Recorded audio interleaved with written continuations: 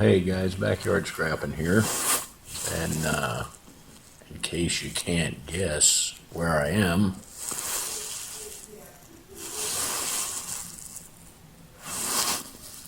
my ticker being a boo-boo. So anyway, I might be down and out for a little bit.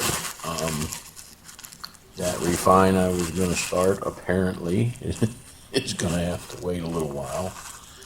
So I just wanted to post this just in case I'm out and about, you know, or not seen and about for a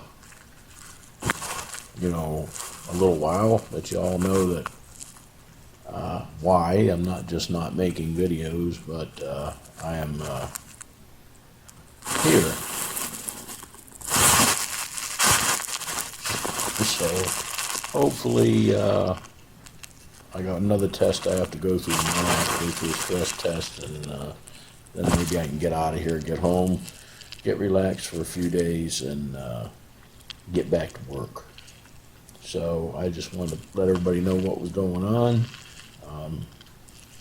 You guys take care, stay safe, and stay healthy, and we'll see you in the next video.